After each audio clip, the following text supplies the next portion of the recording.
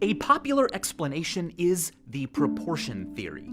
It suggests that time seems to speed up as we age because each new unit of time that we live is smaller relative to all the time that came before. The year you lived as a 9-year-old was 10% of your entire existence up to that point. But when you're 30, another year is just 3% more life.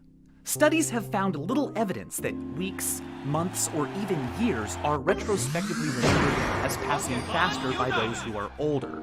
But decades? Yes. And while it's true that the older we get, the faster we tend to think the last 10 years went by, that only appears to be the case until about the age of 50. After that, the speed of decades appears to plateau. A leading explanation is that how long a duration feels depends on how many things in it can be recalled. In my normal life, lots of different things happen every 3 days. But during the 3 days I was in isolation, so little happened that I have few distinct memories from it. My mind sees that emptiness and perceives that it was brief. So, perhaps a decline in new experiences and rapid novelty as we age means fewer events our brains decide to commit to memory. So then, looking back, because there are fewer distinct memories from more recent decades, we assume they were shorter. Reflecting on all of this, it's striking just how many moments are forgettable. John Koenig, the author of the Dictionary of Obscure Sorrows, calls the awareness of how few days are memorable Oleka. Over time, our specific daily perceptions of what happened conglomerate into generalized ideas about how things were. Themes, moods, the big picture. What was perceptual becomes conceptual. And concepts are good. They lower cognitive load by wringing out details, leaving us with the broader, lighter gist. But they can also obscure reality, which brings us to our second distortion: chronological illusions. The world of our experience is not made of distinct entities. It's a continuity of fuzzy, overlapping blobs, and we impose concepts on it. For example, is a hot dog a sandwich? Is cereal soup? How many holes does a straw have? Those aren't questions about reality, they're questions about words we made up. Periodization is the chopping up of time into contrived pieces like the Stone Age, the Renaissance, the 80s, the 90s. But here's the thing. When did the 80s or 90s really happen? Mathematically, they refer to years that have 8s or 9s in the tens place. But conceptually? Well, it's not like on January 1st, 1980, people woke up and were like, whoa, guys, it's the 80s, quick, everyone, change your clothes. Concepts say too much and too little. Facts that expose their imperfections are perennial favorites on social media. I made an entire video about them, in fact. But what hasn't been discussed yet is the mechanisms by which we allow them to do their dirty work. Let's dig in and see what we can find. If I asked you to lay down on the floor of a windowless, clockless room and get up after you thought a minute had passed, you'd probably do a pretty good job. But if I asked you to get up after you thought 10 years, that'd be hard. We lack an ability to sense and grasp long periods of time. Also, we can't remember everything that happens. So instead of comprehending history's correct scale and structure, I believe that our minds often just use how we think about past events to place them relative to each other in time. One way we do this is through what I call the conceptual comparison heuristic, a technique whereby we use the similarity of elements in our conceptions of things to judge their temporal distance. If our concepts of two things suggest wildly different times, it's natural to assume that a lot of things happened between them. And if a lot happened, the duration separating them must be large. Alternatively, if our concepts aren't too different, the time between them must be bare of events, and so it feels brief. It's not a bad strategy, but tyrannosaurs died out 66 million years ago, and when T-Rexes began roaming the Earth, stegosaurs had already been extinct for more than 80 million years. To a T-Rex, the Stegosaurus was even more ancient than we think T-Rexes are.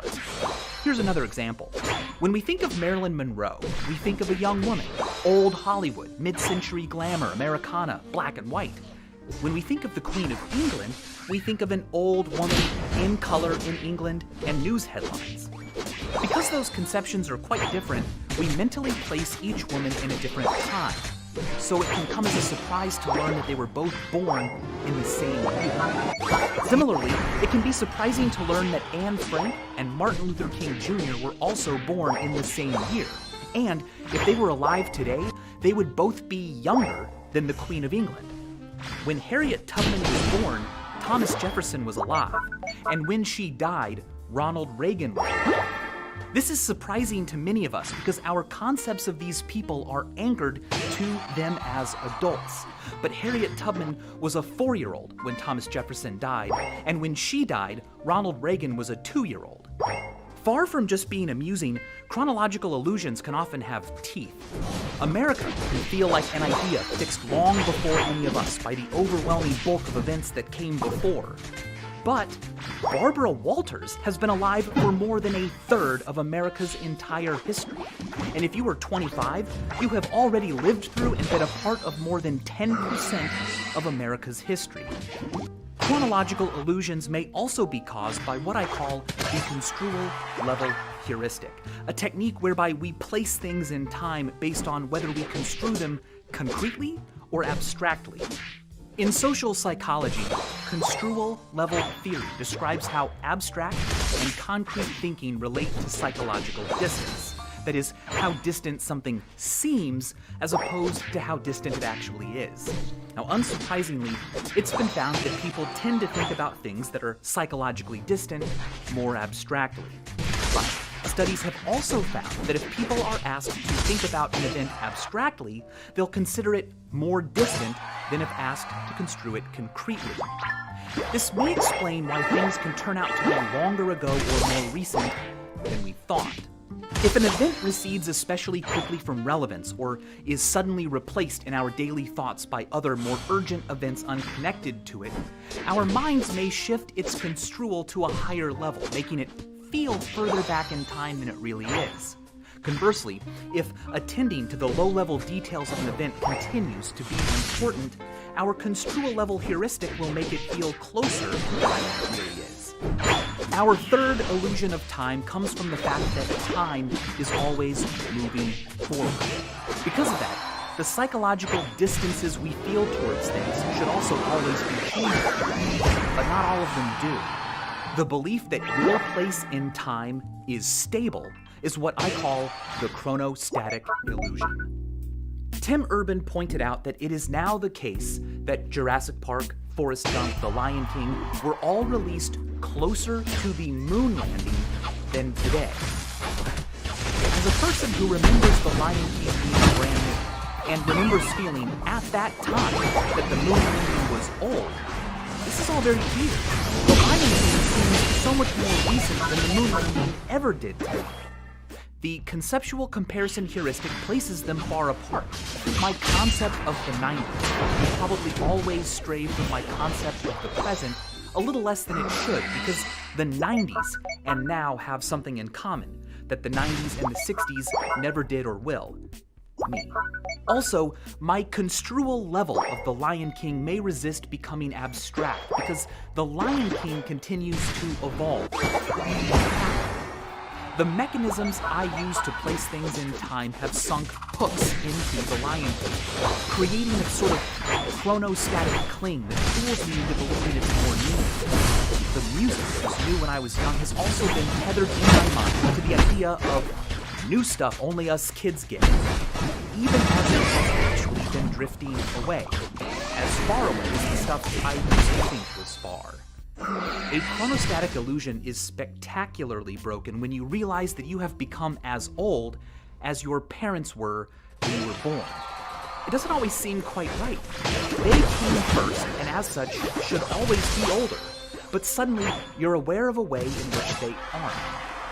Your age gap with people in the past is not static. Your parents keep getting older right along with you, but the people they were don't. This can lead to empathetic realizations. They weren't any wiser or more folded into the world then than you are now.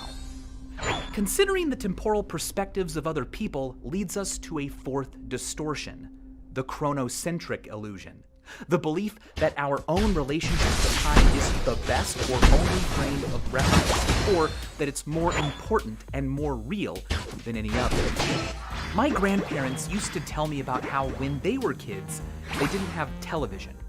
And I always thought that sounded so weird. I mean, obviously, I knew it was true, but like, what the heck did they do with their free time? It wasn't relatable at all. People back then must have been so different, not real in the same way I was. But I remember a time before the internet, before mobile phones, and it wasn't that weird. The internet and cell phones are still, in my mind, an additional thing we now have. But for my daughter, they will be what we always had. And when I tell her about a time when no one had the internet and didn't even know they needed it, it will likely sound to her just like the old stories I heard about growing up with no TV. And that's bizarre. My grandparents' childhood was weird. It was the olden days. Mine was totally normal. Protagonist syndrome is the belief that you are the main character of the universe. Recognizing that you aren't is what John Koenig famously called Sonder. The realization that other people, like that stranger over there you will never see again, have full lives, just as important and consuming to them as yours is to you. I'd like to add to protagonist syndrome the concept of ab ovo syndrome. Ab ovo means from the egg, from the very beginning. In literature, it describes a story that begins at the start, ab ovo, as opposed to in the middle, in medias res. Ab ovo syndrome is the belief that the movie of the universe began when you began, that the times of your life are the plot and contain the climax, and that everything before you was just backstory, everything after merely sequels. When you realize that that's not true, that you were not born ab ovo, but in medias res, that you'll die before the credits, and that everyone who has ever lived was a fully fleshed out protagonist in their own minds, that feeling is what I call chronosonder. Sonder not just for people over there, but for people over then. Overcoming the chronocentric illusion isn't always easy. It doesn't help that people from the past are finished. Unlike us who still have choices to make, they tell the same story over and over again. They're also separated by barriers made of their own. The final stretch! The world wasn't actually black and white in the past, and it didn't suddenly become vertical in the present. Obviously, we all know that. But the arbitrary technical properties of a time's recording media can influence our perception of the past and less. If silent films didn't look so much different from what could be done just a few decades later, would it be nearly as surprising to learn that Charlie Chaplin lived long enough to watch Star Wars? When I was in high school, I saw 2001's Pipe Dream for the first time, and it blew my mind. My friends and I honestly believed that it was a real thing someone had built. But recently, I looked it up on YouTube, and I was like, this is clearly a computer animation. What the heck was wrong with us? And what do you know? The top comment was exactly that sentiment. Our perception of the past is constantly evolving as technology does. And that's significant. We don't just think about the past. We also think about the past. The material properties of an artifact can influence our relationship with what came before and push it further away. Faded yellowy color, sepia, SD pixelated video. Technological features can make the past seem like it was never as real as the present. But some kinds of evidence collapse that chronocentric divide. One way they can do it right now is by being demotic, ordinary, personal, candid. Such recordings are much more similar to the media we exchange with each other right now in the present. This footage of people goofing around in a 7-Eleven in 1987 has more than 6 million views, not just because of nostalgia, but because it's like visiting past people in their natural habitat at a time zoo. This isn't some pageant with timeless ambitions. It's a view out the window with a time machine. 3, They don't know 2, 1. Another way evidence can corrode Time's chronocentric illusions is by containing a convention more normal than we expect. People in old photos look like serious robots because back then you had to stay in the same pose for a long time to get a picture taken.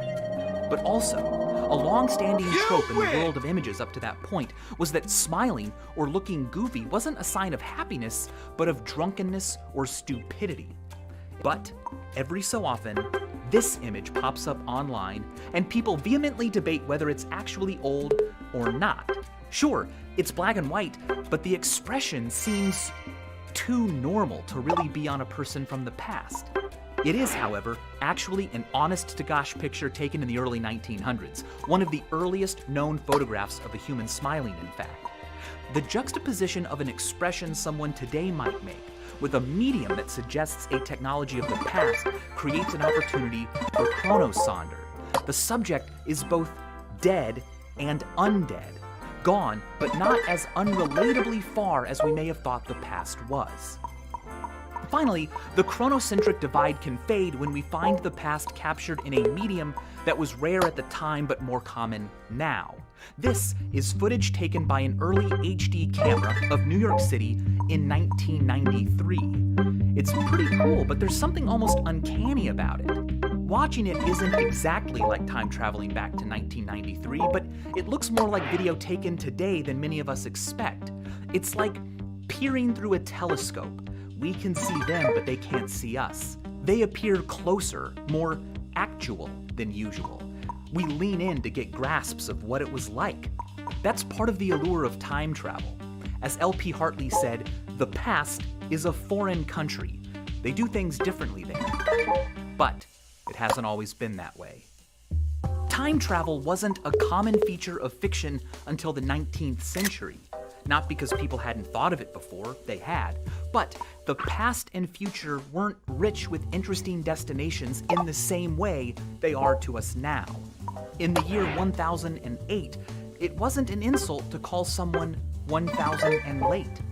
1,000 years ago, the culture and technology around you was unlikely to be foreign to your parents, or grandparents, or great-grandparents, and outside of an act of God or gods, you didn't expect them to be foreign to your children or their children either. 1,000 years ago, there were no 80s parties because the 980s weren't interestingly different.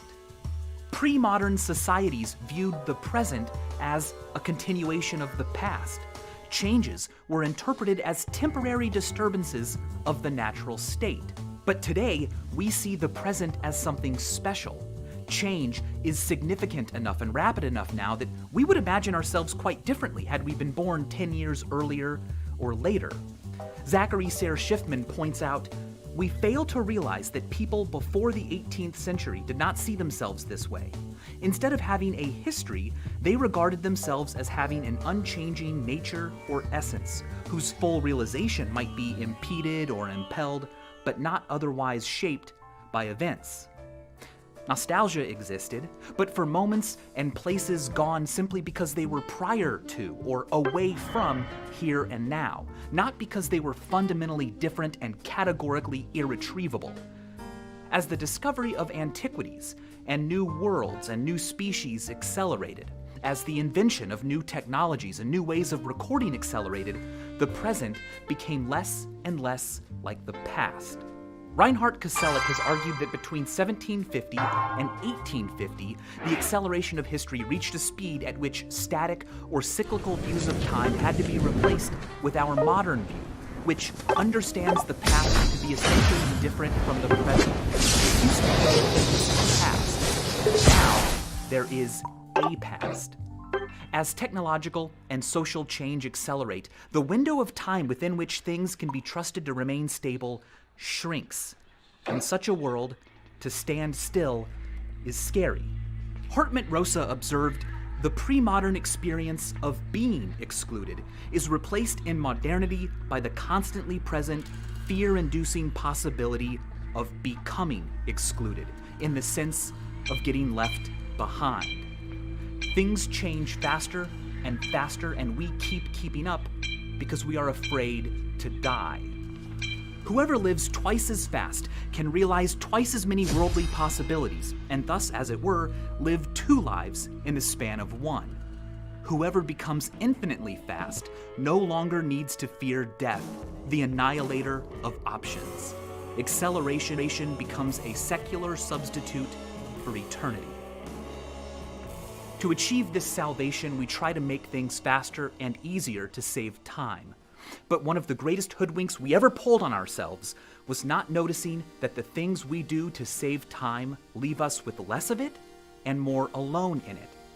No technological change is only technological.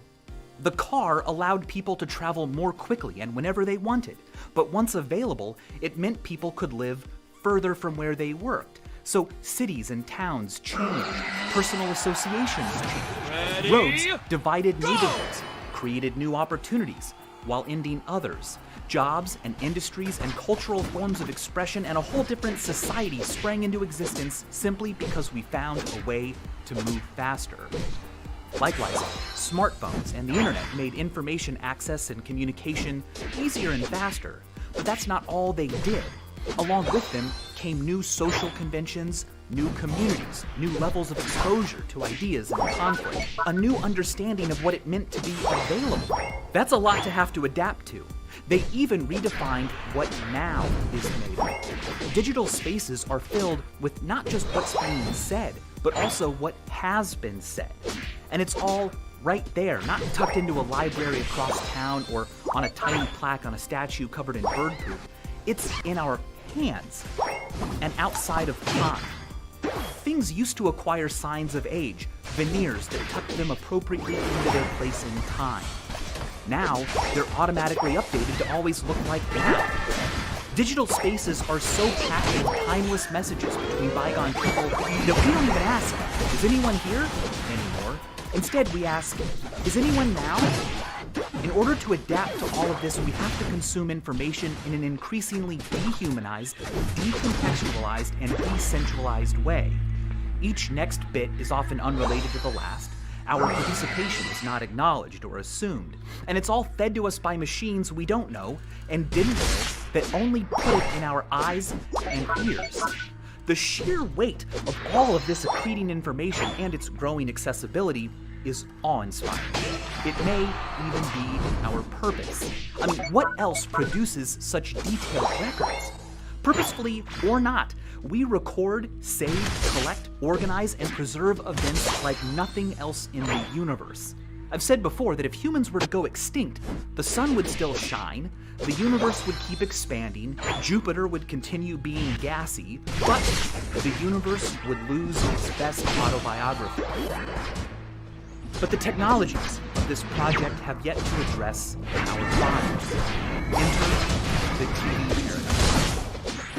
Remember the short-long and long-short patterns of time? Well, a new pattern has been emerging and growing in frequency. Short. It was first observed in people watching TV alone. They reported feeling like time flew by quickly. Oh, wow, have I really been watching for 4 hours? But later, they didn't remember their TV session as a major moment of significant import or duration. They didn't attend the passing of time during it. They didn't feel bored or time dragged, but they also didn't accumulate a lot of new significant memory-worthy experiences. Rapid, stimulating streams of experience provide a fullness that makes time fly by. But fractured, decentralized, one-way experiences feel unconnected to ourselves and our larger life histories. Retrospectively, they don't fill up a lot of space. They burn our time on both ends. It feels shorter during and after. Interestingly, short has not been found when people engage with content they have connection with. For example, things they own memorabilia of, made friendships through, attended conventions. So the pace of life may be taking your life from you, but standing could give you back. In the future, we will surely find other ways to overcome the negative side effects of the faster experiences we crave. The development of digital media that engage the other senses, more linked as they are with long-term memory, or that build contexts for us could help. So could surgical solutions, like removing the parts of the brain that make us not like doom scrolling. Probably first, any anxieties will be recognized as a condition treatable with medication. Now, this is all to say that we live in a transitional period. The conquest of space made the world smaller, and now the conquest of time has made our lives smaller. We live after the conquering of time, but before its resurrection. In the meantime, make some time for time to control you. Be bored, miss out, fall behind, feel time passing. Lose track of time while experiencing only what your body can alone. You might not have the time of your life, but you'll have more time of your life. I'll see you next time. And as always, thanks for watching.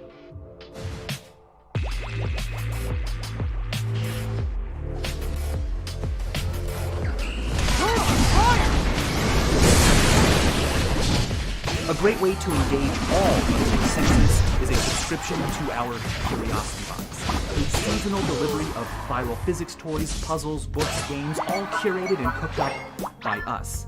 Our winter box comes with a kinetic torus knot, a device for creating electricity out of produce, try bananas, and lots more. Our mission at the Curiosity Box is to be good for all brains. So we donate a portion of all proceeds to Alzheimer's research and our Inquisitive Fellowship, which just gives money and resources to educational creators so they can make the kinds of videos they want to make. Do your brain a favor and sign up today. I'm really proud of it, and I appreciate all of your support. And as always, thanks for watching.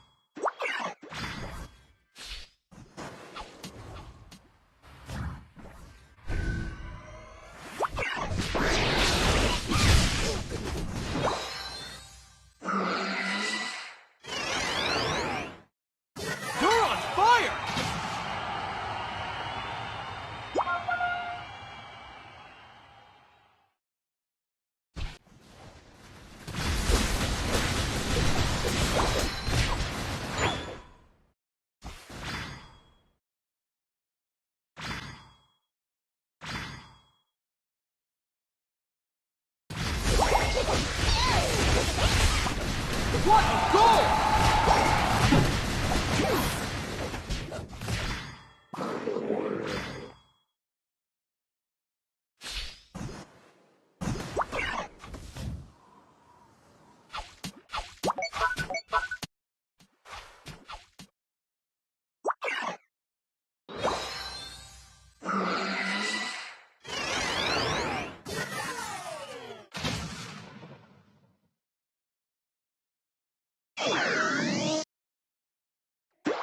The final stretch! Don't give up!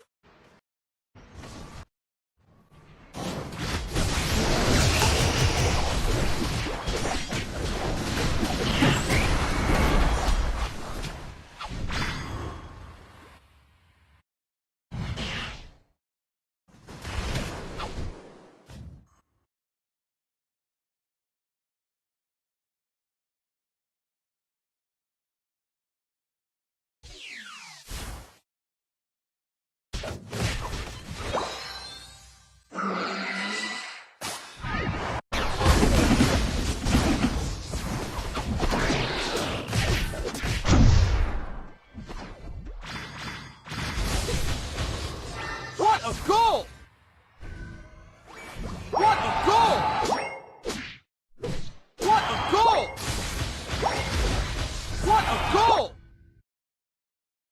What a goal! What a goal!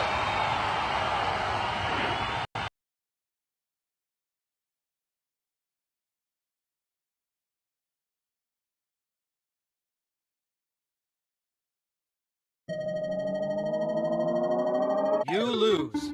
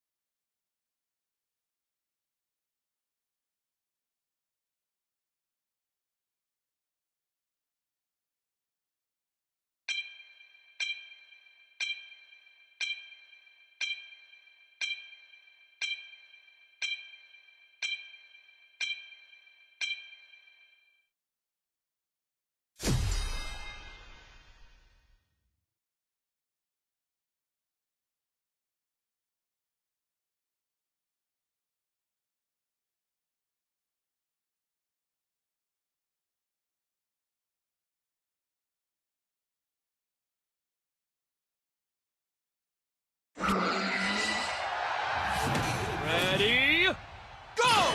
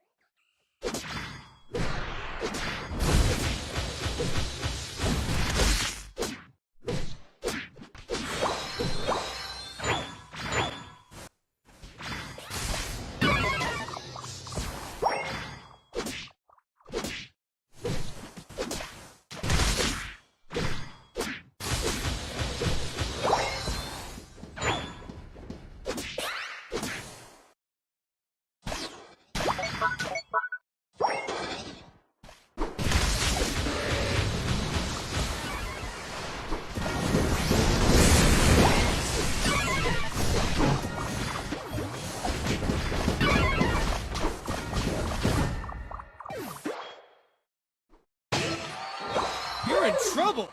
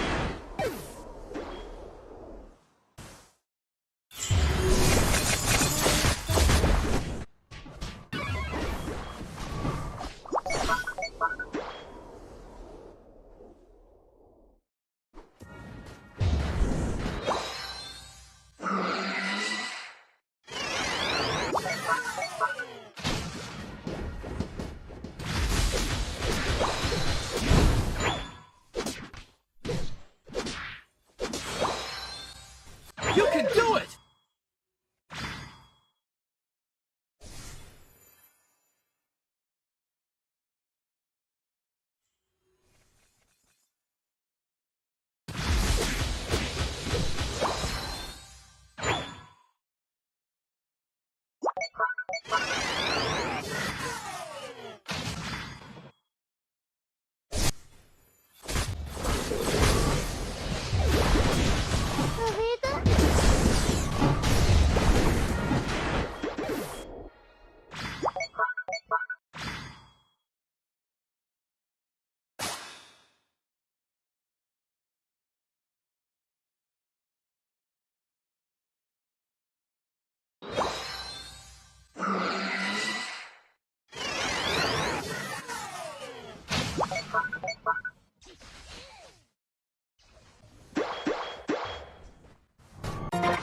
final stretch!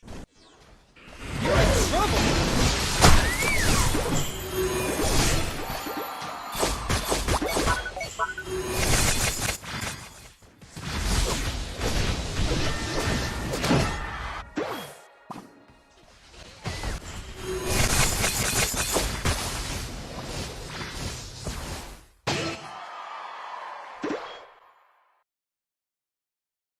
What a goal!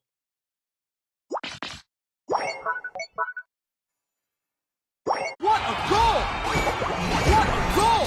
What a goal!